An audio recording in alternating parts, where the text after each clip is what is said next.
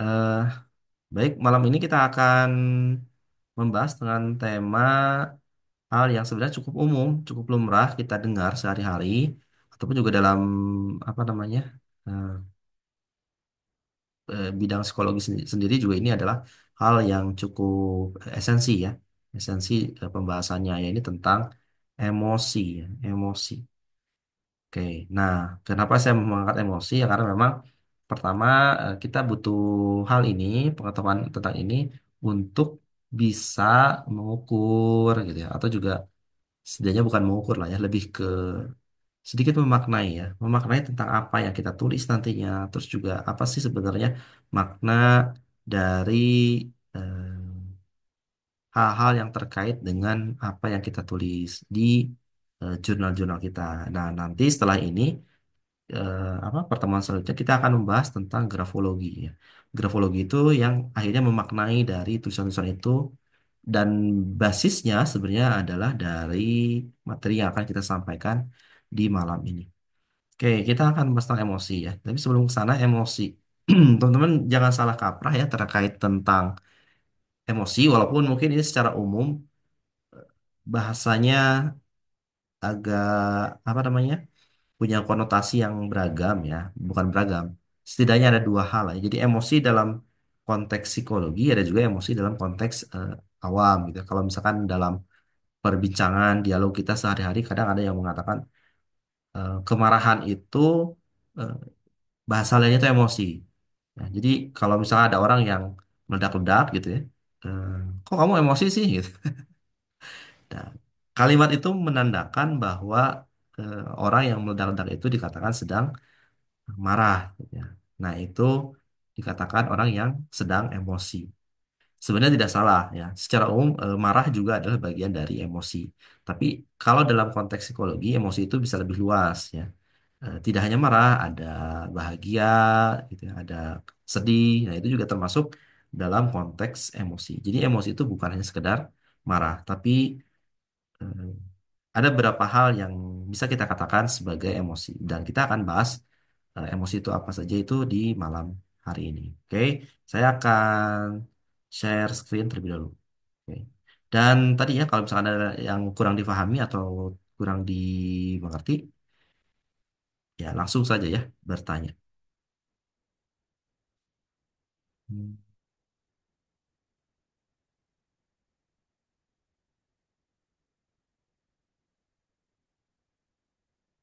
Sebentar,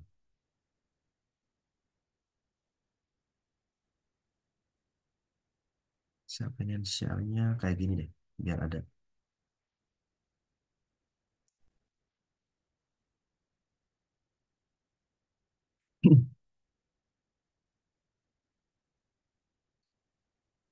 Baik, teman-teman sekalian, kita pekan lalu mungkin yang sudah ikut episode satu ya terkait tentang psikodinamika, kita pernah membahas tentang id, ego, dan superego.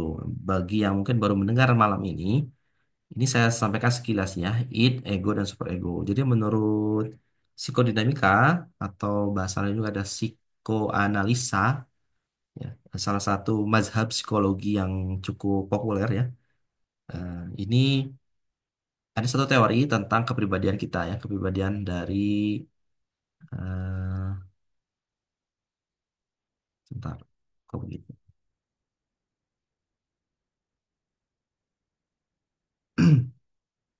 Ada ketiga apa eh, kepribadian itu setidaknya ada tiga unsur ya, tiga unsur dalam diri kita yang apa namanya, yang menjadi kekuatan, menjadi dorongan dalam kita berperilaku, dalam kita bertindak, dalam kita mengambil suatu keputusan ataupun dalam hal-hal yang berkaitan dengan eh, apa namanya ya kejiwaan kita, kepribadian kita dan seterusnya lah ya. Eh, ini yang kita sebut dengan id, ego, dan superego. Jadi bayangkan tubuh kita nih ya, eh, jiwa kita, ya, kita tidak membahas konteks fisik ya, tapi kita membahas konteks jiwa gitu ya, konteks kesadaran atau juga konteks ketidaksadaran ya. Maksudnya psikis ya, konteks konteks psikis bahwa kita tuh ada tiga dorongan, ada tiga kekuatan. Yang pertama adalah id. Id ini adalah dorongan yang ber apa ya berorientasi kepada hal-hal yang sifatnya kenikmatan gitu ya. Kita akan punya satu kata kunci gitu ya. Id itu dia adalah pencari rasa enak gitu ya. Pencari sesuatu yang membuat seseorang itu eh, apa namanya enak gitu ya, nyaman, terus ya segala hal yang dorongan-dorongannya itu berupa kesenangan lah ya, berupa kesenangan. Ya. Contoh dari dorongan ini adalah ketika misalkan kita mengantuk gitu ya. Kita kan pengen tidur ya. Nah, ini itu mendorong kita, badan kita atau tubuh kita atau ya kita sebagai pribadi untuk melakukan istirahat, untuk tidur.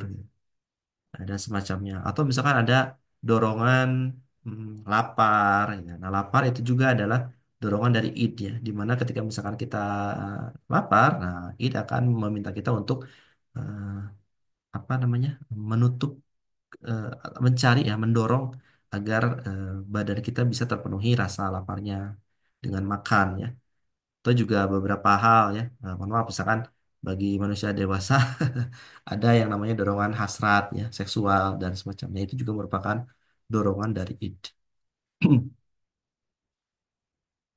Oke, kemudian ada ego ya. Jadi bayangkan ketika misalkan eh, di apa ada tiga tingkat gitu ya, ada tiga ada tiga tiga bidang lah ya.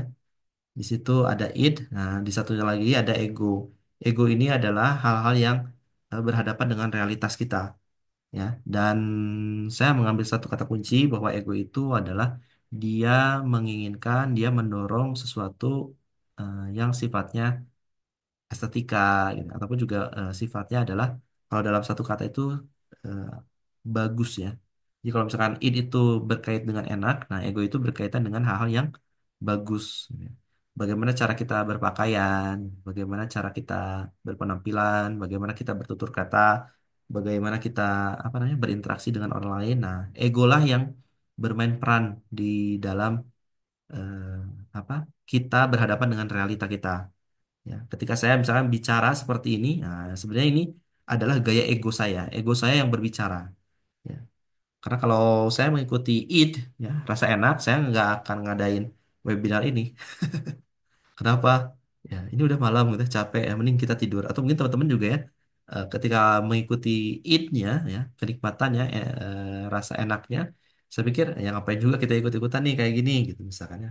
Kita udah capek beraktivitas seharian, malam-malam, tapi kita apa namanya, menghadiri sebuah kajian ya, dengan tujuan ya sebenarnya bisa beragam ya, bisa antara ego atau superego. Tapi katakanlah yang paling umum itu adalah kita sebenarnya sedang memenuhi kebutuhan ego kita. Ya, gimana caranya bisa kita mendapatkan ilmu? Nah, ilmu itu kan kadang juga kita pikirkan sebagai suatu hal yang akan balik lagi ke diri kita sehingga membuat value kita sebagai pribadi menjadi lebih lebih baik, lebih bagus gitu ya. Kita punya pandangan yang lebih baik terhadap baik itu pandangan terhadap diri sendiri ataupun orang lain terhadap diri kita ya. Jadi ada pemenuhan ego. Nah, seperti saya untuk berbicara ini adalah ego saya yang tampil. Teman-teman juga kalau misalkan berbicara dengan apa orang lain itu ego yang berbicara. Tapi kalau dalam kondisi sendirian, nah biasanya kita lebih punya mengedepankan dorongan id sebenarnya. Ya, makanya kalau id itu sebenarnya lebih kepada hasrat-hasrat pribadi yang agak sedikit tabu sebenarnya. Makanya kalau misalnya ada satu apa hadis ya atau hadis atau apa ya hadis ya kalau nggak salah yang bilang kayak gini. Kalau ingin tahu gitu ya aslinya seseorang itu lihatlah ketika dia sendirian gitu ya. Apa yang dia lakukan gitu ya. Karena ketika sendiri itu ego kita tuh nggak ada gitu ya. Bukan nggak ada, kita lepas gitu. Kita melepaskan ego kita tapi kita ngelihat nih apa sebenarnya yang kita inginkan gitu. Karena pada ujung-ujungnya adalah manusia itu secara basic, secara mendasar, kita selalu mengejar yang namanya kenikmatan, gitu ya.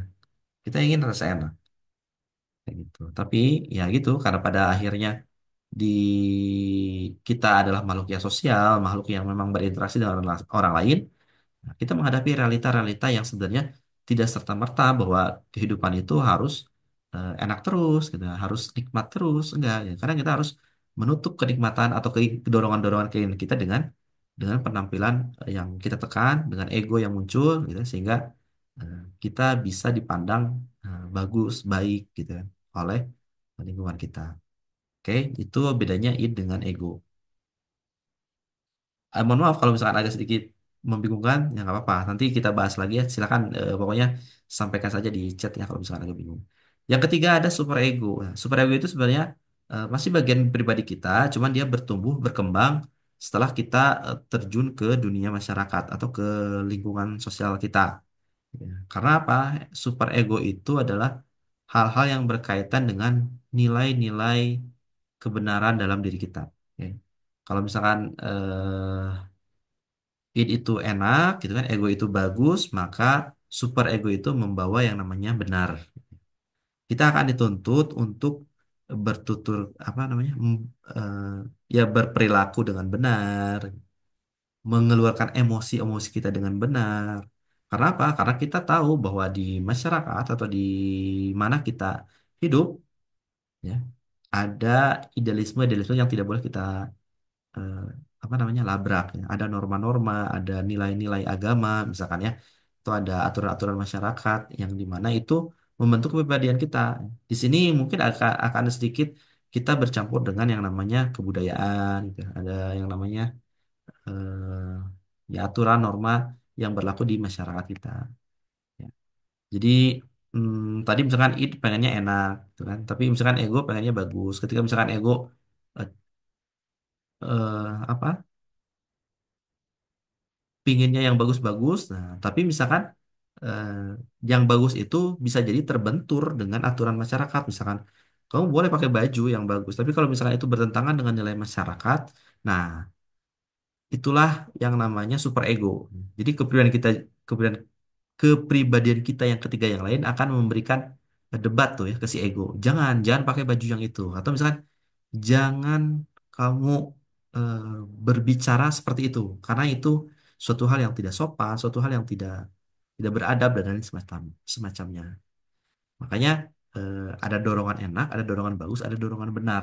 Dalam diri kita itu dia setiap hari itu bertarung, gitu. Paling sederhana gini, ketika misalnya kita bangun tidur, gitu, kita bangun tidur, atau ya kita tidur, terus alarm jam ketika jam menunjukkan jam 4 pagi misalkan ya, itu berbunyi dengan kencang. Ya. Nah, itu pertarungan tuh kelihatan tuh. Kita lagi enak-enak tidur, alarm berbunyi. Itu artinya id yang sedang menikmati tidur ya, dia diganggu tuh sama super ego gitu. Super ego itu adalah eh, idealisme atau benarnya itu harusnya bangun kan, karena kita udah pasang alarm suruh bangun jam 4 gitu ya. Sedangkan si id dia mengejar kenikmatan. Lagi enak-enaknya ego kita berteriak, super ego kita bilang si alarm itu, ayo bangun gitu ya, ayo bangun. Nah, di tengah-tengah ada ego. Ego inilah yang memutuskan ya, realitas apa yang akan kita ambil. Apa kita akan mematikan alarm, kemudian kita tidur lagi, berarti si ego dia lebih memilih untuk mengikuti si id gitu ya, mengikuti rasa kebutuhan kenikmatan dari tubuhnya yang meminta untuk beristirahat lebih dibandingkan dengan super ego yang mengatakan kamu kan sudah berjanji, kenapa masang alarm itu kan dalam arti ada agenda, ada acara, ada suatu hal yang memang harus ditepati, ada kebenaran yang harus dijalani. Ya. Nah, ketika ego memilih untuk tidur lagi, maka kita tahu siapa yang menang ya ketika itu. Itulah konsep dari pertarungan-pertarungan dalam kepribadian kita, dalam kejiwaan kita.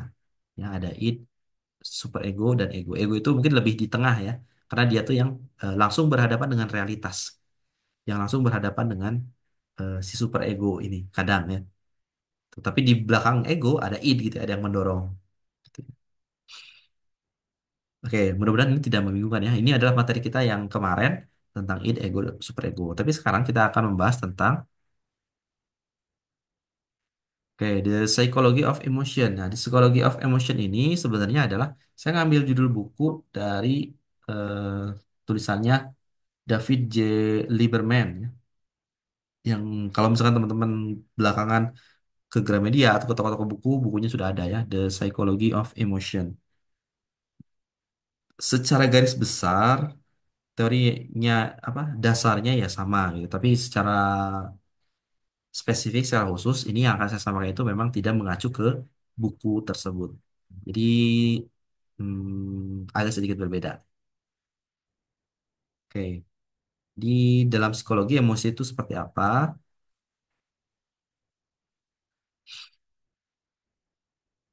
Dalam perspektif psikologi, emosi adalah respon kompleks yang melibatkan interaksi antara aspek fisiologis, kognitif, dan perilaku. Ya, dicatat ya, ada fisiologis, kognitif, dan perilaku yang muncul sebagai reaksi terhadap suatu situasi, stimulus, atau pengalaman tertentu. Emosi berfungsi untuk membantu individu memahami, merespon, dan beradaptasi dengan lingkungan. Ya, jadi emosi ini adalah respon sebenarnya. Respon. Respon itu apa? Jadi kalau teman-teman, jadi ada stimulus, ada respon ya. Eh, Kalau dalam hukum Newton tuh ya ada aksi, ada reaksi. Nah, reaksi itu adalah emosi, ya. Sedangkan stimulusnya itu adalah aksi, ya. Aksi dari bisa dari luar atau bisa dari dalam, gitu ya. Cuma nanti kita ingin meresponnya itu seperti apa. Nah, biasanya itulah yang ditunjukkan sebagai emosi. Oke, Kak Ella, nggak apa-apa. Silakan, boleh. Mudah-mudahan dilancarkan ya untuk agendanya malam ini. Ya, jadi itu emosi itu respon ya. Kita jelas lebih lebih jauh ya. Komponen utama dari emosi. Oke, tadi kan ya, yang pertama adalah fisiologis. Jadi emosi melibatkan perubahan dalam tubuh seperti detak jantung, tekanan darah, pernapasan, dan aktivitas hormon. Contohnya saat merasa takut, tubuh secara otomatis mempersiapkan diri untuk menghadapi ancaman melalui respon fight or flight. Kenapa fisiologis dikatakan dia menghasilkan emosi? Ya, sederhananya gini. Hmm, teman-teman coba deh ubah cara duduk. Antara misalnya kita duduk dengan tegak, atau misalnya kita duduk dengan kayak lesu gitu, loyo dan semacam gitu. Kalau saya gitu ya, dan insya Allah ya teman-teman, kalau sama kita kan sama-sama manusia yang sama lah ya. Kalau saya misalkan, kalau kita berdiri tegak gitu kan, sikap sempurna lah ya, eh, emosi kita kan terasa lebih lebih sigap gitu, lebih lebih apa ya? Kalau misalkan bahasannya ngantuk atau enggak, kita kan lebih segar, lebih lebih fresh gitu. Beda kalau misalkan posisi tubuh kita sambil leyeh-leyeh gitu ya, kita agak membungkuk atau misalkan agak ya gitu. Ah, jadi dia akan menghasilkan emosi yang berkebalikan tadi gitu ya. Karena ya tadi fisiologis itu juga dia menghasilkan yang namanya emosi. Ya. Contohnya misalkan yang tadi ya, kita dalam posisi duduk seperti apa, gitu. Atau kita posisi berdiri.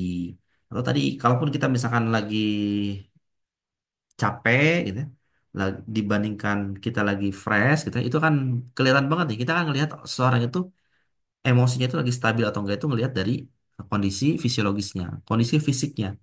Ya, kita akan paham ketika dia lagi capek, kalau kita misalkan ajak ngobrol yang berat-berat, kita akan semacam lebih ke ngundang, mancing orang untuk punya emosi yang tidak kita harapkan ya. Karena udah tahu capek kita diajak debat atau diajak ngobrol dan semacamnya, tapi eh, apa ya, kita mungkin jadi orang yang tidak pandai bisa membaca situasi atau emosi dari orang-orang.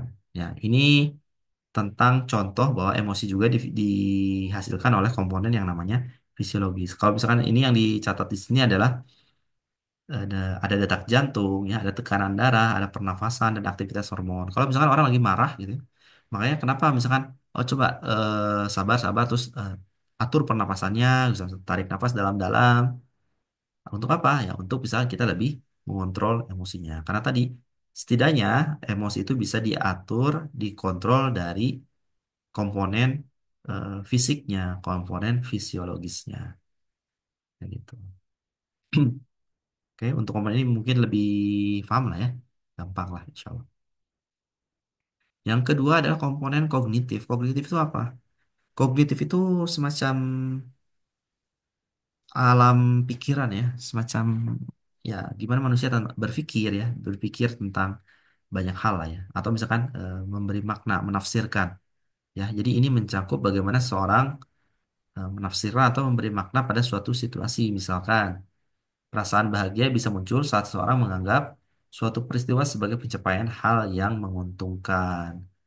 Oke. Hmm, kita dapat giveaway misalnya. Kita dapat giveaway dari sebuah akun all shop gitu ya. Eh, dapat hadiah. Senang tuh.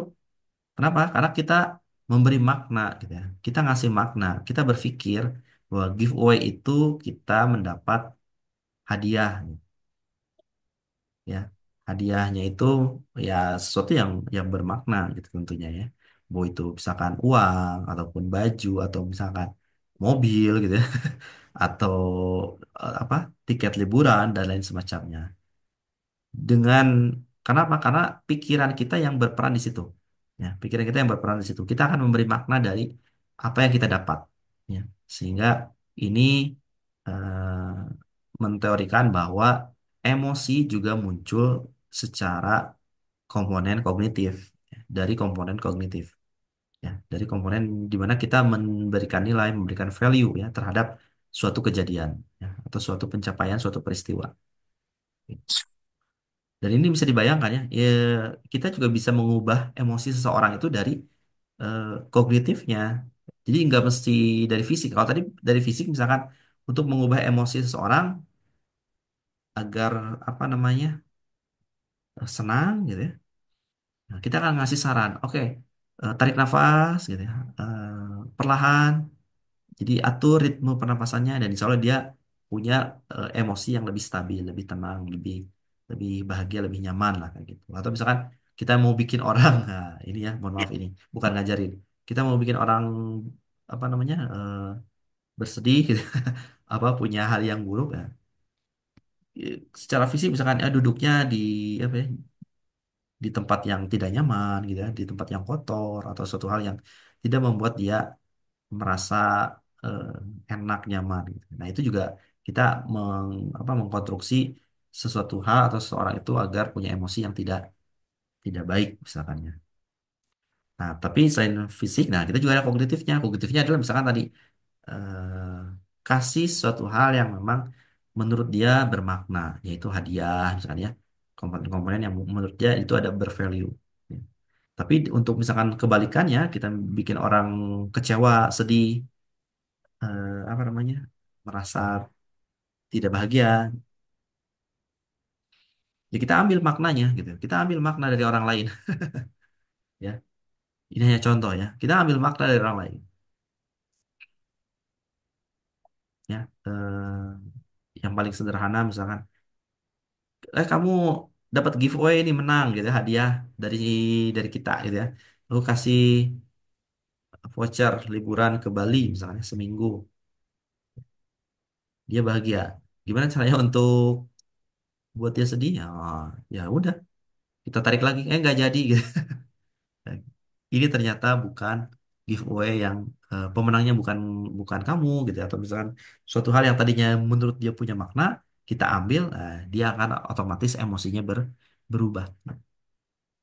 Itu untuk giveaway. Bayangkan kalau kita misalkan kehilangan suatu yang maknanya lebih dari itu ya, seseorang gitu ya. Atau mungkin barang-barang yang membuat kita eh, punya memori tertentu gitu, punya apa hal-hal yang ya ikatannya kuat ya, emosionalnya kuat, sehingga ketika makna itu diambil, emosi kita akan akan berubah. Sampai sini ya bisa difahami ya. Ketiga adalah komponen perilaku ya. Tadi komponen fisiologis, komponen kognitif, yang ketiga adalah komponen perilaku. Emosi sering diekspresikan melalui tindakan atau bahasa tubuh, seperti senyum, tangisan, atau nada suara. Ekspresi ini membantu mengomunikasikan perasaan kepada orang lain. Kayak bedanya antara fisiologis dan perilaku, ya. Kalau fisiologis itu sebenarnya lebih ke apa ya, fisik kita pribadi ya, tanpa melibatkan orang lain. Tapi kalau perilaku itu sebenarnya ada mm, melibatkan apa namanya ya, bahasa tubuh yang apa ya, yang sebenarnya ditunjukkan ke orang lain gitu ya. Jadi ini tindakan seperti ya senyum. Senyum kan kita kalau senyum sendiri juga sebenarnya nggak masalah gitu ya. Tapi kita kalau senyum sendiri itu berarti kita sedang memainkan komponen fisiologis kita, gitu. Tapi kalau misalkan senyumnya di hadapan orang lain, nah itu ini adalah kita menunjukkan perilaku ke orang lain ya. Jadi senyum ke orang lain, terus menangis, kemudian ada suara, kita berbicara dengan apa namanya, dengan pelan atau dengan tinggi. Nah itu kita ngelihat tuh ada perubahan emosi, perubahan emosi dari perubahan perilaku yang ditunjukkan terhadap orang lain. Ya, makanya antara orang yang marah atau tidak marah kan sebenarnya gampang ya. Kalau misalkan dia bicara, orang yang marah pasti nadanya lebih lebih tinggi, lebih kuat, lebih punya power gitu. Oke. Tapi ada yang marah juga sebenarnya nggak bersuara. Gimana tuh? Ya itu berarti sebenarnya marahnya itu ditujukannya bukan ke orang lain, tapi bisa jadi dia marah terhadap diri sendiri. Ada kekecewaan yang dalam gitu ya, sehingga ya masa bodoh lah dengan orang lain gitu kan. Ya dia punya eh, apa namanya, lingkungan, punya apa namanya ya, area, disitulah kekecewaannya itu justru bisa jadi ya, justru diarahkannya ke diri sendiri ya. Kalau misalkan diarahkan keluar itu marah, kalau diarahkan ke dalam itu kan lebih ke penyesalan gitu ya, lebih kepada hal-hal yang sifatnya eh, ya diarahkan ke dalam diri kita. Oke. Tapi di situ sama-sama konteksnya ada perilaku ya, perilaku yang sebenarnya kita bisa menilai ya, bentuk-bentuk emosi dari orang lain itu dari tindak tanduknya gitu. Apakah yang marah yang dikeluarkan atau marah yang dipendam ya. Marah yang dipendam berarti marah yang diarahkan ke diri sendiri. Oke, kita lanjut. Oke, ini tadi kan kita komponen-komponen emosi ya, ada apa aja? Ada tiga, fisiologis, kognitif, dan perilaku. Dan sekarang, kenapa sih manusia itu harus emosi? Karena emosi itu ternyata ada fungsinya ya dalam eh, literasi psikologi ya. Fungsinya itu adalah yang pertama, fungsi adaptif ya. Emosi membantu individu bertahan hidup. Misalnya ya rasa takut membantu seorang menghindari bahaya. Oke, jelas ya. Kemudian fungsi sosial, emosi memfasilitasi hubungan interpersonal. Ekspresi emosi seperti senyum atau pelukan membantu menciptakan koneksi emosional dengan orang-orang lain. Kemudian ada fungsi motivasi, emosi dapat memotivasi tindakan. Rasa marah misalnya dapat memotivasi seorang untuk memperjuangkan keadilan. Ya, jadi hati-hati kalau misalkan ada orang yang tidak punya emosi. Ya, berarti fungsi kehidupannya itu ada yang hilang. Dia tidak bisa adaptif, dia tidak punya lingkungan sosial, ataupun juga dia kehilangan motivasi. Ketika emosinya tidak ditunjukkan, atau dia merasa ya itu artinya dia nggak apa ya, nggak ada emosi berarti nggak ada kehidupan sebenarnya. Ya jangan sampai kita seperti itu, gitu. Karena apa? Karena ya orang yang hopeless ya, yang tanpa harapan kan biasanya emosinya itu ditekan gitu kan di suatu hal yang benar-benar pengen dihilangkan, sehingga dia bergerak seperti robot gitu ya, seperti ya otomatis lah ya, kayak gitu ya. Karena fungsi-fungsinya itu memang ini alamiah ya, emosi itu tadi adaptif. Karena kalau kita tidak punya adaptif, tidak punya emosi, ada bahaya ya udah kita ya udah deh gitu. Kecelakaan misalkan ya nauzubillah ya, kita ya udah gitu. Kayak orang menyerah aja.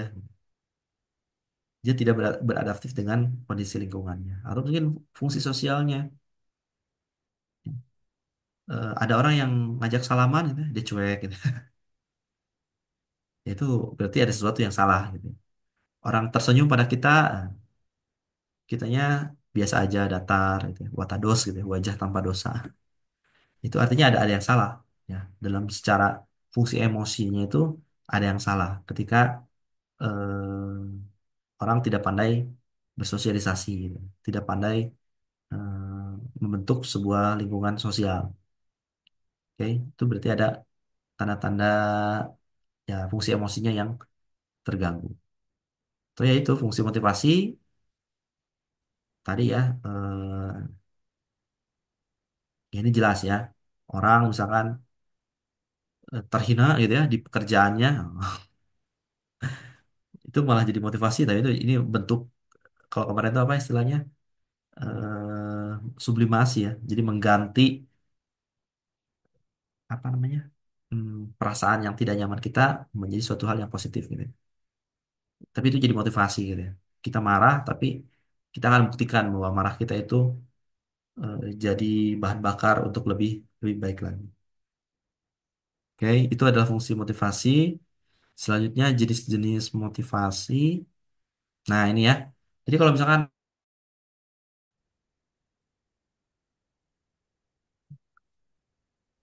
oke, ini ya. Setelah beberapa menit lancar, tiba-tiba close. Oke, apa ya?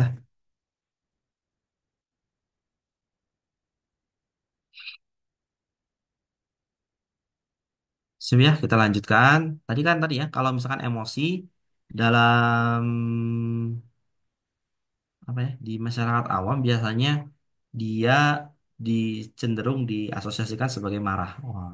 Walaupun dalam psikologi emosi itu kan banyak ya, ada ini ya, ada sifat-sifat universal kayak kebahagiaan gitu. Itu juga emosi ya, kita sebutnya emosi. Ini kamu lagi emosi ya. Itu artinya bisa jadi kamu lagi bahagia ya. Ada kebahagiaan, ada kesedihan, ada ketakutan, ada kemarahan, ada jijian, gitu ya. Ada keterkejutan juga. Ini satu, dua, tiga, empat, lima, enam ya. Ada enam yang dasar ya, paling mendasar ya, yang ibaratnya di seluruh dunia itu orang-orang itu sama gitu ya.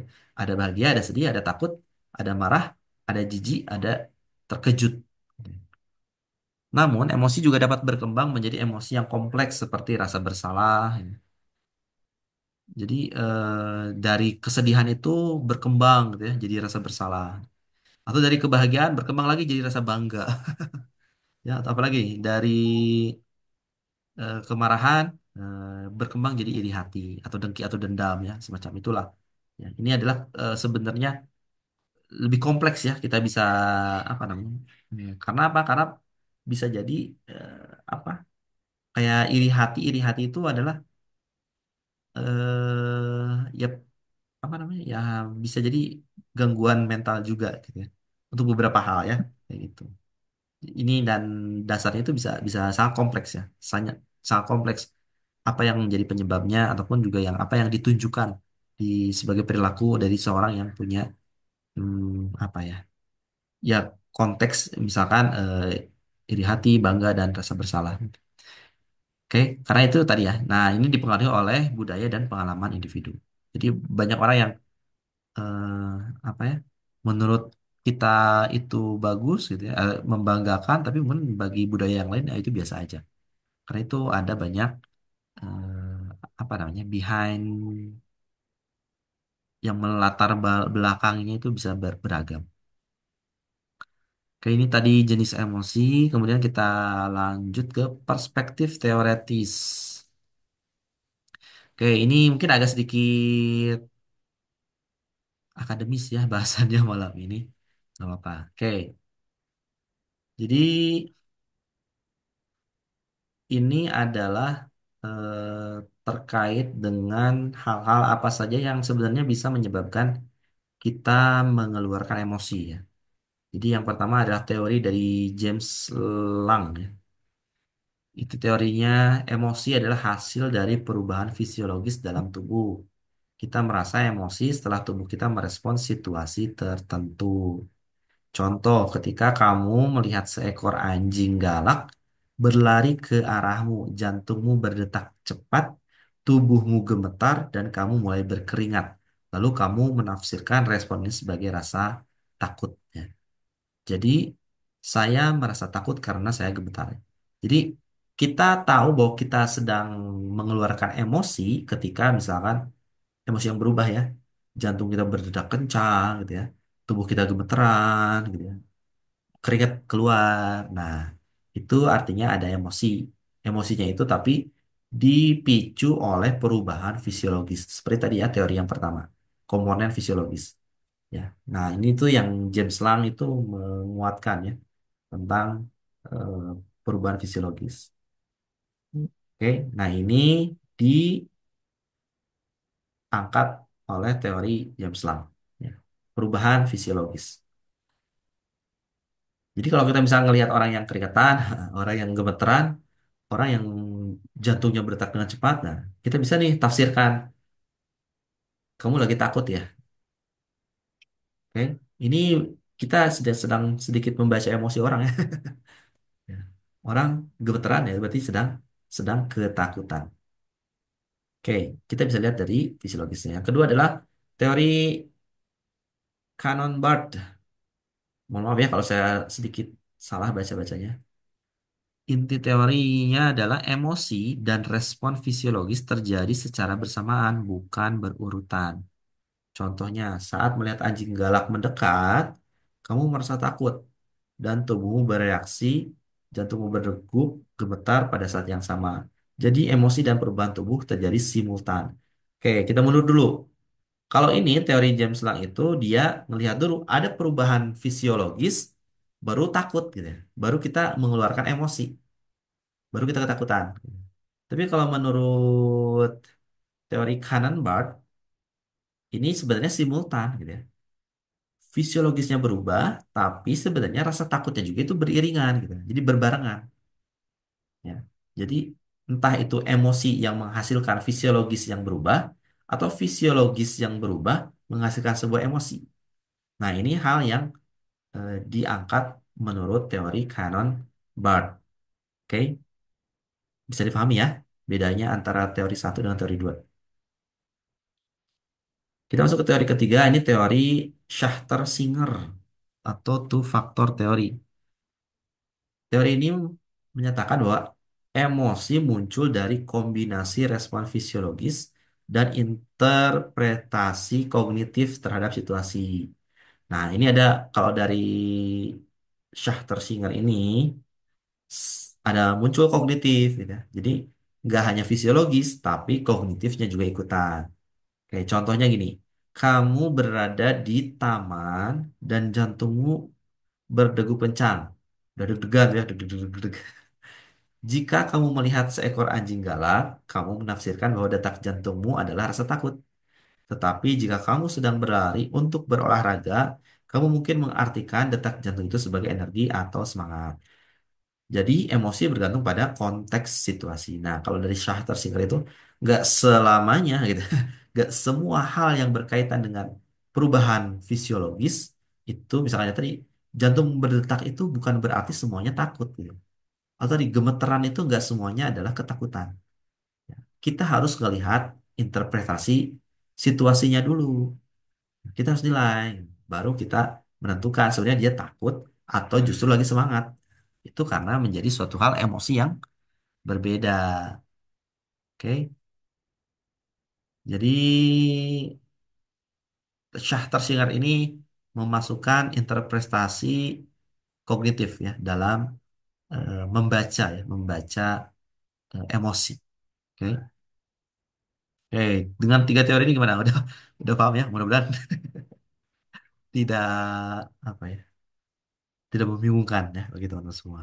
Ini kok misalkan saya ngapain ngangkat ke sini? Nah, ini nanti kita akan ngelihat gitu ya. Ngelihat dari tulisan kita, apakah tulisan kita bergetar gitu ya? Apakah tulisan kita itu penuh dengan tenaga? Nah, itu tuh sebenarnya kita bisa kasih interpretasi dari bagaimana kita menulis. Apakah dari ketika kita menulis itu ada fisiologis kita yang terganggu, ya bergetar itu karena misalnya kita lagi lapar gitu ya, tremor gitu, lemes. Nah, kita nggak bisa pada akhirnya kita nggak bisa kasih interpretasi. Oh, kamu ketika nulis ini kamu lagi sedih ya? Nggak bisa. Tapi kita harus lihat dulu latar belakangnya. Kenapa ini tulisannya bergoyang-goyang gitu ya? Apa kamu sedang mengalami kesedihan? Apakah kamu sedang mengalami kemarahan? Tapi gitu ya, jangan-jangan bukan itu. Jangan-jangan itu konteksnya adalah tulisan kita tidak apa ya, tidak rapi, tidak bagus atau acak-acakan. Itu karena kita sedang ada respon fisiologis dari misalkan lapar atau ngantuk gitu dan lain semacamnya. Nah, inilah yang pada akhirnya kenapa saya sampaikan materi ini agar kita juga bisa menilai ya, mengukur tentang apa yang sebenarnya kita tulis itu seperti itu. Oke, sampai sini mudah-mudahan tujuan dari saya menyampaikan teori ini, materi ini bisa sampai ya, teman-teman semua. Oke, tidak hanya tiga, kita akan masuk ke teori selanjutnya adalah, dan ini teori evolusi Darwin. Emosi adalah hasil dari adaptasi evolusi untuk membantu manusia bertahan hidup. Emosi berdasarkan seperti takut, marah, emosi dasar seperti takut, marah, bahagia adalah universal dan berfungsi untuk kelangsungan hidup. Kita kasih kasih contoh ya. Rasa takut terhadap anjing galak membuat kamu menghindar dan menyelamatkan diri. Emosi marah membantu manusia zaman dulu melindungi wilayah atau kelompok mereka dari ancaman. Ya, ini mungkin tadi ke materi fungsi adaptif ya. Fungsi adaptif. Jadi emosi itu muncul adalah karena kita sedang beradaptasi dengan lingkungan. Saya, gini aja deh, jurnal kalian buka ya. Jurnal kalian buka. Hari pertama, hari kedua, hari ketiga, dan hari ke-10, saya sangat yakin gitu ya. Tulisan kita itu berbeda-beda. Bukan hanya dari sisi kontennya, tapi dari sisi apa namanya? Intrinsik atau bukan intrinsik apa ya, dari gaya tulisnya. Misalkan ada suatu hari huruf A-nya itu kayak A yang apa namanya? Ada ada benderanya di atas gitu ya. Tapi ada juga kadang yang A-nya tuh bulat, lebih langsung ke bulat gitu ya. Ada suatu hari kita bikin A yang kayak gitu, suatu hari bikin A yang berbeda. Ada suatu hari kita nulis hurufnya dengan kapital semua ya. Ada suatu hari yang kita nulisnya dengan huruf kecil semua, atau suatu hari yang kita huruf bersambung gitu ya. Oke, selain tadi ada perubahan fisiologis, ada interpretasi kognitif, ada juga fungsi adaptif ya. Kita juga mungkin saat itu sedang beradaptasi dengan suatu hal gitu. Ketika kita misalkan menggunakan huruf sambung, kita beradaptasi dengan waktu misalnya, dengan tekanan-tekanan yang dimana kita harus segera selesai menulis, gitu. Sehingga kita apa ya, melepaskan konteks-konteks estetika dalam menulis kita. Kita akhirnya ya udah langsung aja, kayak dokter kan, zeret gitu ya.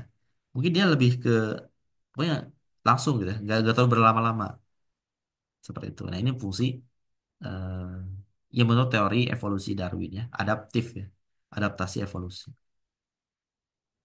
Oke, selanjutnya adalah teori appraisal dari Richard Lazarus. Ini teori emosi bergantung pada bagaimana seseorang mengevaluasi atau menilai situasi yang dihadapinya. Contoh, ketika kamu melihat anjing galak, kamu mungkin berpikir ini bahaya. Anjing ini bisa menyerang saya. Dan akhirnya kamu merasa takut. Tetapi jika kamu tahu anjing itu terikat dan tidak akan menyerang, kamu mungkin merasa tenang. Jadi, interpretasi situasi mempengaruhi emosi yang kamu rasakan. Oke, ya ini mungkin mirip kayak tadi ya, interpretasi kognitif. Tapi ini mungkin bahasanya interpretasi situasi. Ya anjing galak ya terus kenapa? Toh dia juga diikat. Nah, kita nggak akan ada perubahan emosi tuh. Ya, emosi kita ya tadi tergantung bagaimana seseorang mengevaluasi atau menilai situasinya seperti apa. Oke, seperti itu.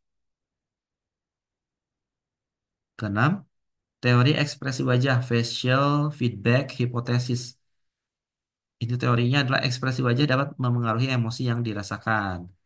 Contoh, jika kamu memaksakan diri untuk tersenyum, meskipun sedang sedih, kamu akan mulai merasa lebih bahagia karena ekspresi wajah mengirimkan sinyal ke otak.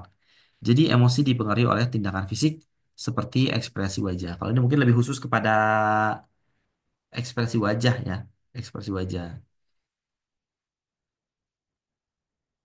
Ini kalau kita mau bahas lebih jauh sebenarnya ekspresi wajah itu apa namanya? banyak hal lah ya, teman-teman sekalian. Ada senyum palsu gitu, ada kesedihan palsu. Itu banyak hal ya, ya, banyak emosi yang bisa kita lihat. Oke, tapi mungkin ini lebih ke khusus wajah aja. Tapi di lain itu juga tadi ya, dari ekspresi wajah ini sebenarnya dia ingin merekayasa emosinya. Ketika misalkan kita ingin bahagia, tersenyumlah, gitu ya.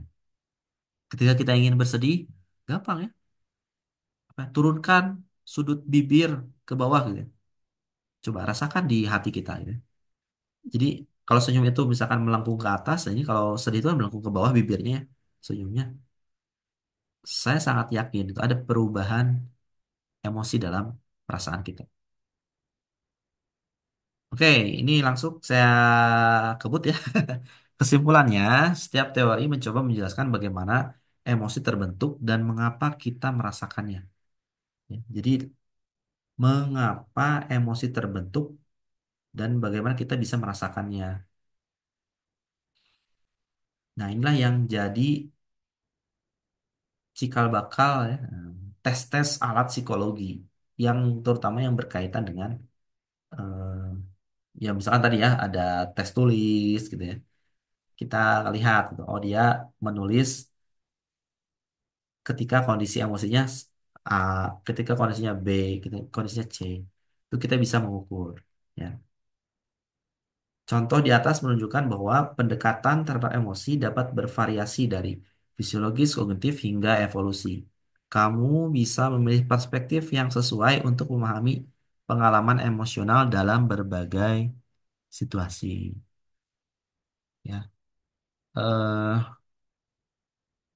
itu saya pikir untuk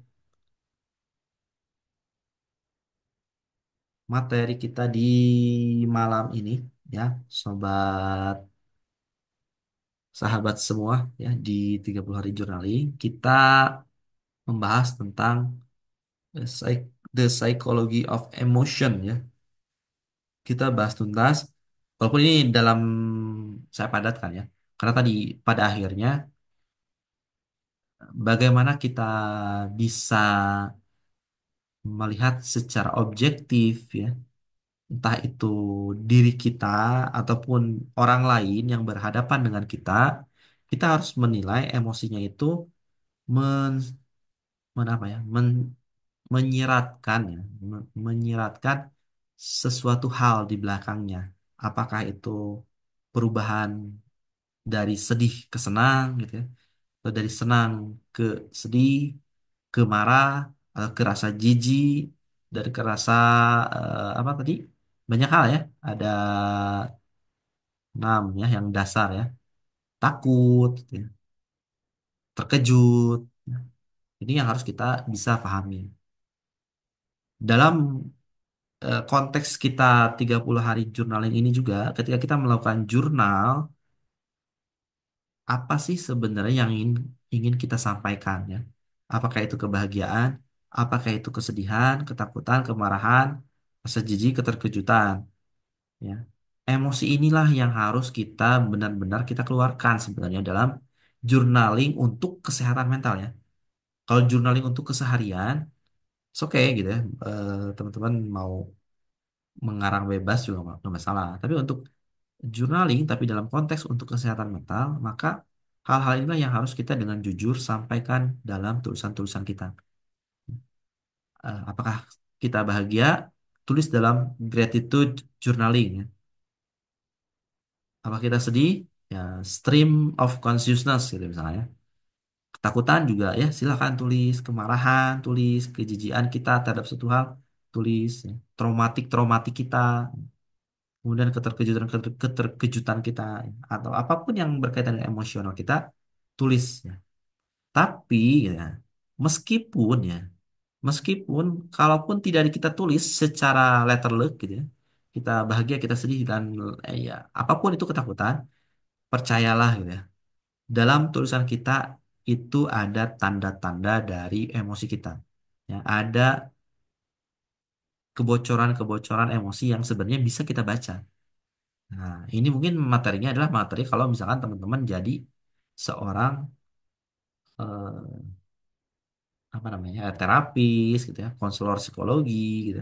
Gimana caranya kita harus bisa aware gitu ya, terhadap perubahan emosi yang klien kita sedang hadapi gitu ya. Kita ketemu dengan orang, mungkin dia mengaku "Ah, saya sedang bahagia gitu. Tapi ketika misalnya ngelihat kita, dia bilangnya bahagia tapi matanya sayu, apa, tidak ada senyum gitu ya. Apa kita percaya gitu? Ya, kalau kita pengakuannya mungkin oke lah kamu bahagia. Tapi kita mungkin harusnya meningkatkan empati kita, meningkatkan rasa rasa apa ya? Ya sensitivitas kita terhadap perubahan situasi apa yang dihadapi oleh orang lain. Ya. Ya itu mungkin untuk orang lain, tapi kadang juga kita harus perlu paham ada hal-hal yang seharusnya kita juga bisa lebih jujur dengan diri kita sendiri. Ya. Kalau kita sedih ya udah sedih aja gitu ya, jangan ditutupi. Takut ya takut aja, marah ya marah aja. Tapi ya tadi kalau di pertemuan yang pertama itu kita tuh kan manusia yang sebenarnya seringnya itu melakukan defense mechanism gitu ya. Karena tadi ada ego, ada ego yang meminta kita untuk selalu bertampil bagus ya, seolah-olah kita harus sempurna di hadapan orang lain. Kita sebagai manusia jangan menunjukkan kesedihan, jangan menunjukkan ketakutan. Justru kita harus tampilkanlah sesempurna mungkin diri kita. Nah, itu ego. Ego itu sebagai apa? Kita yang berhadapan dengan realitas. Ya. Nah, inilah. Tapi dengan menampilkan keinginan ego terus, gitu ya, kita hanya akan menjadi orang yang selalu menekan emosi-emosi yang lain, gitu. Menekan dorongan-dorongan lain. Id kita tekan, gitu ya. Super ego kita apa? Ya aturan-aturan norma kita lawan. Sehingga tadi itu tidak membuat kita punya apa namanya mental yang baik sebenarnya kalau terlalu mengikuti ego atau mengikuti salah satu yang lain juga itu tidak terlalu baik ya. Kita terlalu berorientasi pada kesenangan kenikmatan, kita hanya akan menjadi manusia yang apa eh, ya tidak punya aturan gitu ya. Ibaratnya kalau kita mengandalkan kesenangan aja kenikmatan aja itu tuh ada sama kayak kita mohon maaf ya bahasanya sama kayak binatang sebenarnya. Lapar makan, capek tidur, ngantuk tidur ya. Mohon maaf misalkan kebutuhan seksual ya dia bisa kemana aja gitu. Itu kan gak jauh beda dengan binatang.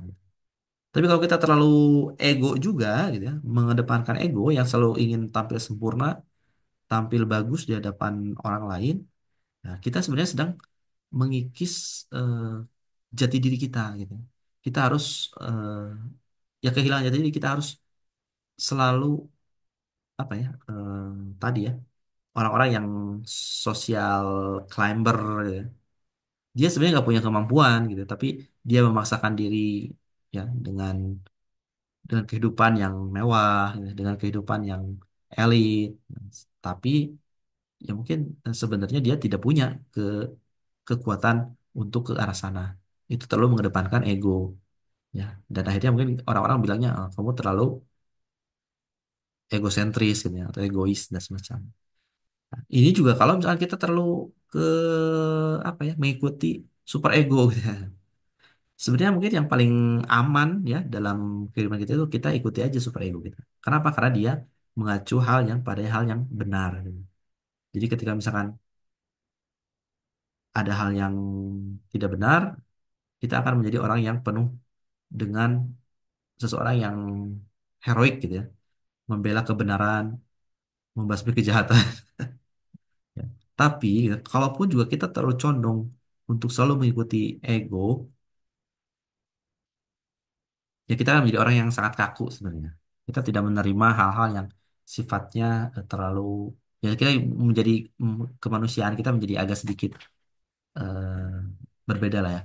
Atau mungkin kita menjadi orang yang sedikit otomatis hidupnya, gitu, mekanis ya. Karena segala sesuatunya itu sudah diatur dengan dengan aturan yang berlaku. Oke, Oke, tidak berpanjang lebar lagi ya. Itu mungkin yang bisa saya sampaikan teman-teman semua.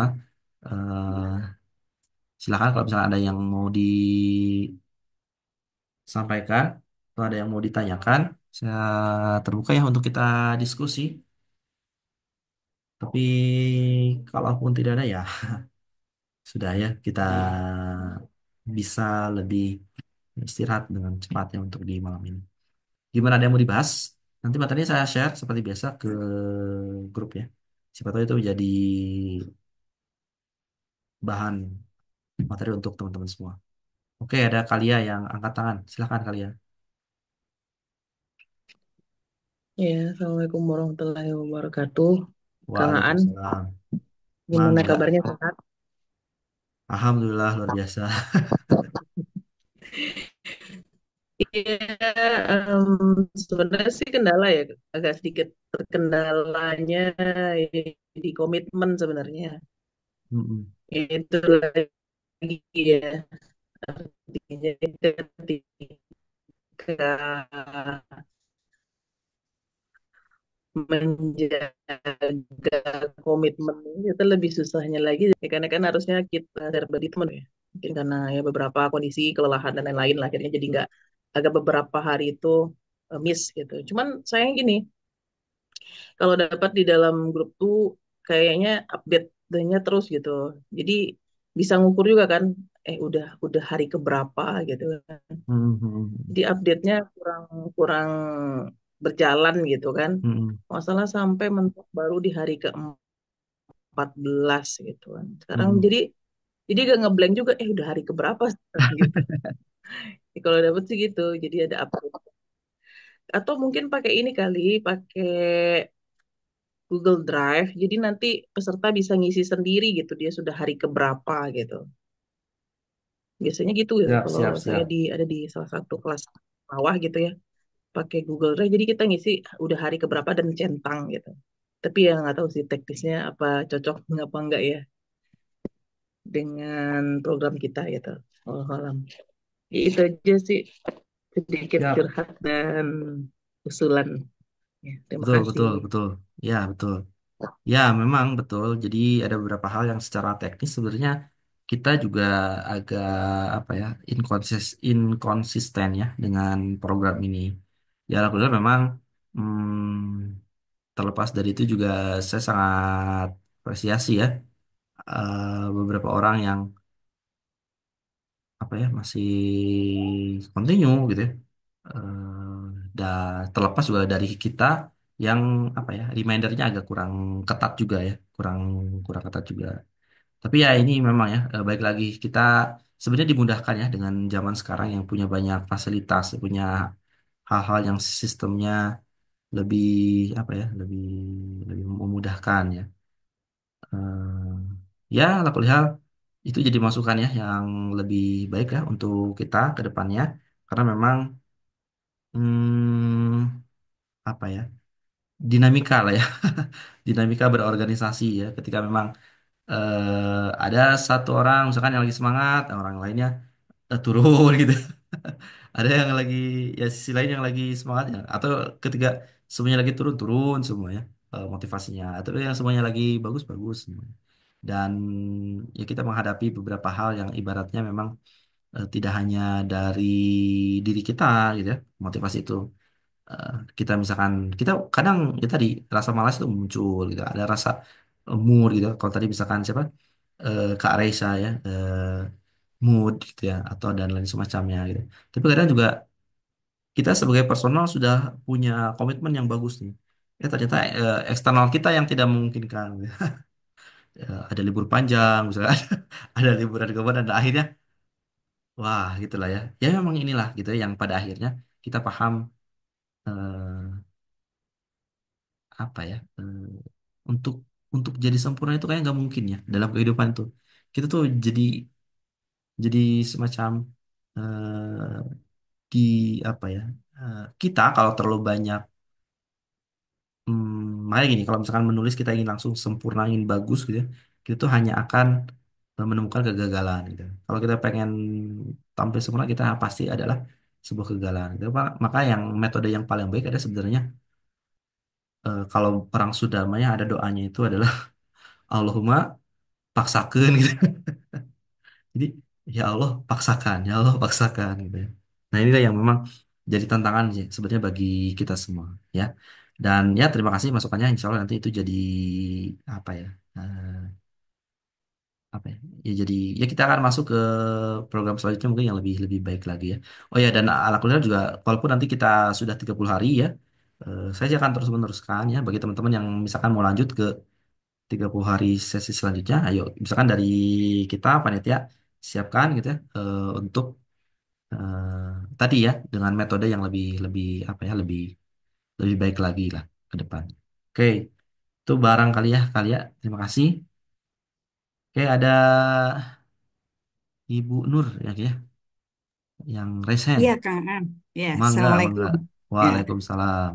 eh, buat semuanya, Kak Aliati, tadi Kak Raisa, dan semuanya gitu.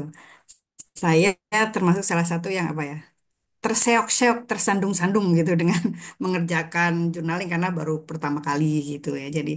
Jadi memang menurut saya pada waktu nulis komitmen itu saya nggak berani nulis mau tiap pagi atau tiap sore atau apa, pokoknya berusaha setiap hari gitu kan. Itu pun Mm-mm. udah yang kayak wah kayak apa gitu ya itu tadi tersandung-sandung terseok-seok tapi ketika merasa udah komit gitu berusaha gitu tulis aja gitu apa namanya apa eh, ya karena pasti ada setiap hari yang kita rasakan kan pasti ada gitu Betul, yang kita betul, rasakan betul. entah itu apa lagi entah sedih marah atau apalah saya juga apa namanya itu nggak mengkhususkan bahwa misalnya nih, pasti setiap hari ada dong yang kita syukuri gitu atau gratitude. Tapi mungkin nggak setiap hari juga. Apa ya tadi? Apa? Jadi kayak mikir-mikir apa ya tadi ya gitu. Jadi akhirnya kayak kita itu saya lebih lebih jadi kayak lebih mendata dosa-dosa saya kayaknya. Jadi kayak jadi inget, "Ih, aduh, aduh tadi begini, tadi kayak apa namanya? Jadi kayak apa ditampar-tampar gitu. Oh Jadi iya. apa pelajarannya itu eh, pertama tentang apa tuh kontinuitas gitu. Itu sesuatu yang berat buat saya gitu, tapi berusaha Hmm. gitu. Itu yang sifatnya rutin itu, wah itu benar-benar menguras energi, tapi berusaha untuk komit gitu.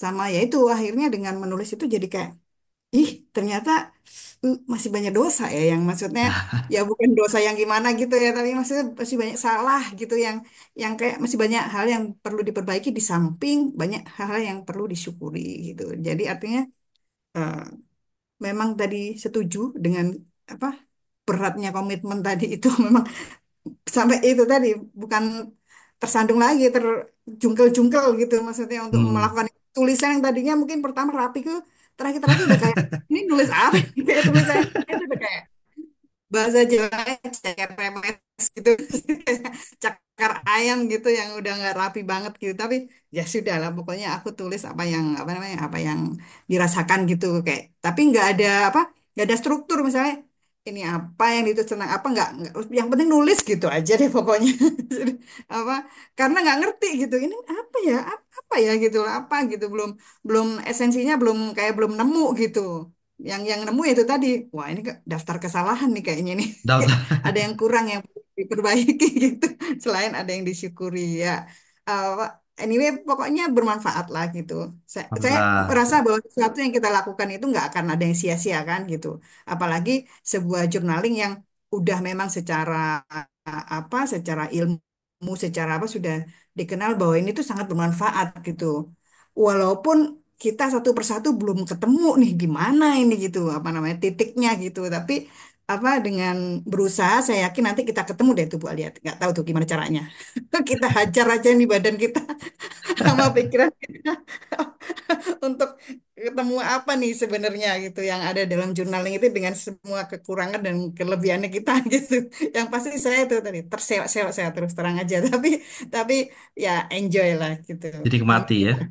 terima kasih Kang Aan. Oke, makasih Bu Nur ya. Kak Nur. Iya. Ya, kebetulan memang eh ya ini jadi simulasi. Saya agak ngeri juga kalau ngomongnya. Simulasi kita ini ya. Catatan amal kebaikan. Amal keburukan. Ya, jadi sebelum nanti kita dinilai, ini buku catatan amal kamu. Oh, bentar saya ada punya nih catatan sendiri. Mungkin bisa dibandingkan gitu. Tapi ya, ya alhamdulillah memang apa ya? saya pikir semua orang itu masalah paling berat itu adalah di konsistensi ya. Itulah yang apa ya harus kita bakar terus ya. Kalau misalkan kendaraan itu butuh bensin, ya konsistensi itu kan ibaratnya bensin gitu. Kalau bensinnya ya kadang bensinnya kita habiskan dengan cepat gitu dan kita kebut-kebutan gitu. Kita lajukan kendaraan kita lebih cepat gitu sehingga mungkin bensinnya lebih boros gitu. Tapi kadang juga memang kita butuh yang stabil, yang stagnan gitu. Tapi ya mau gimana pun, mau cepat, mau lambat, tetap suatu saat kita harus tahu bahwa bensin kita bisa habis gitu. Semangat kita bisa habis. Disiplin juga kita bisa kecapean. Makanya eh, apa ya, manajemen emosi itu penting gitu. Di samping ya manajemen waktu, manajemen apalagi ya, manajemen kerja kita. Itu ya ilmu manajemen itu penting banget lah ya. Karena ya disitulah kita bisa kontrol ya, bisa kontrol, bisa kendalikan diri kita. Ada satu hal yang jadi apa ya, eh, prinsip ya, ya prinsip kehidupan saya itu, saya ingat ya, ini bukan saya sih, tapi kadang saya diingatkan oleh beberapa orang itu adalah untuk berhasil gitu ya, untuk sampai ke tujuan, sebenarnya kunci utamanya itu satu, gitu ya, adalah pengendalian diri. Itu aja gitu. Jadi kontrol diri kita, ya, kendalikan diri kita. Makanya saya terakhir mungkin ya beberapa kali menulis ya tentang hal-hal yang berkaitan dengan stoik gitu ya. Nah, stoik itu kan sebenarnya satu filsafat yang garis besarnya itu gini. Kita hanya cukup fokus pada apa yang bisa kita kendalikan, gitu. Untuk hal-hal yang di luar kendali kita, ya kita ikhlaskan. Kita kalau memang lagi sehat, bisa menulis jurnal, bisa apalagi punya waktu yang cukup, yang luang, ya udah menulis, fokus ke situ. Itu hal-hal yang bisa kita kendalikan. Tapi ketika misalkan ada hari-hari di mana kita misalkan ada pekerjaan yang menumpuk, gitu kan, ada eksiden di tempat kita sehingga kita harus lebih konsentrasi ke eksiden tersebut, ya anything lah ya yang di luar kendali kita, ya kita harus ikhlaskan. Termasuk kita ikhlas atas kekurangan kita, atas ketidakmampuan kita. Ya, kayak kemarin-kemarin, kalau misalkan saya bisa nulis tuh, beres tuh satu buku misalkan. Nah, itu berarti tandanya sebenarnya kita sedang tidak mengikhlaskan sebenarnya. Dan yang namanya masa lalu kan itu di luar kendali kita. Ya, jadi fokuslah pada apa yang bisa kita kita kendalikan. Ya, ya, sisanya ya ikhlaskan aja, gitu. Atau kalau dalam motivasi-motivasi Islam itu ya biarlah sisanya Allah yang atur. Kita mah ya ikhtiar aja.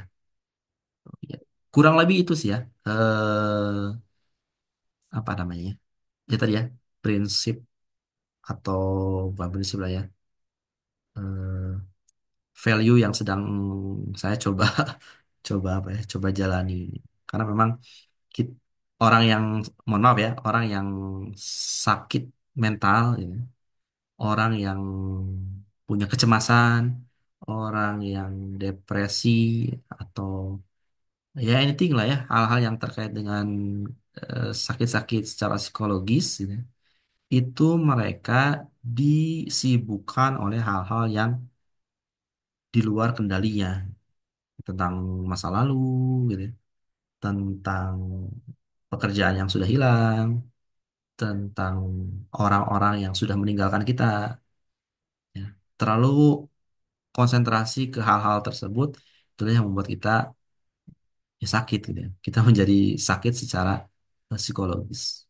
Itu sih. Makanya ya ini mungkin belakangan aja sih saya baca buku-buku tentang stoik itu. Dan saya pikir ya itu ada manfaatnya lah ya.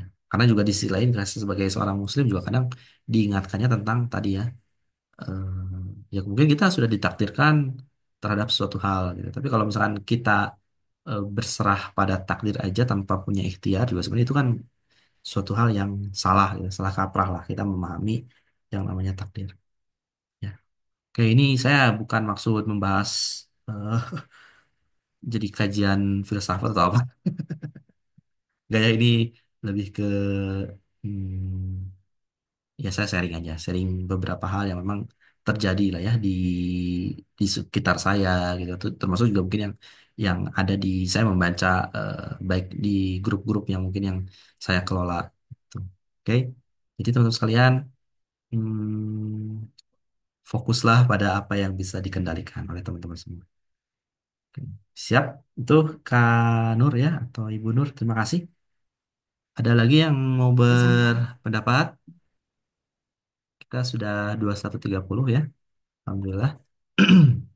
Dan terima kasih ya untuk yang sudah hadir di malam ini. Mohon maaf ya, beberapa kali kesempatan kita eh, terkendala ya, baik secara teknis.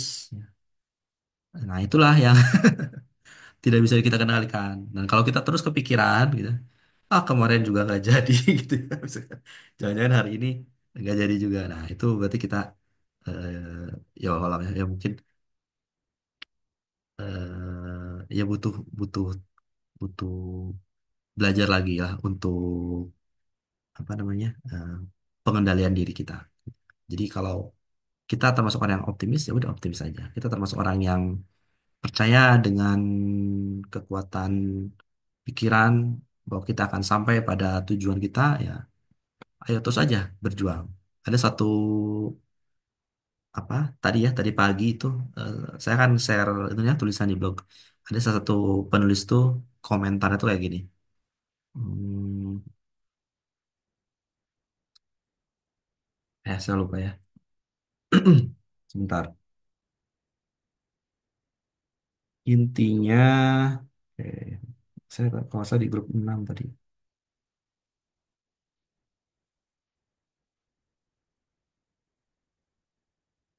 Nah ini.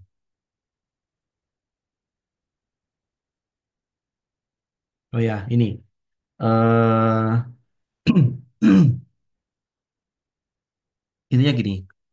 Tadi kan saya share ya tulisan di blog, tapi kurang lebih gini. Pada akhirnya ini tuh sama kayak apa namanya hadis Nabi yang khairun nas anfa'uhum linnas gitu. Bahwa sebaik-baik manusia adalah yang bermanfaat bagi orang lain.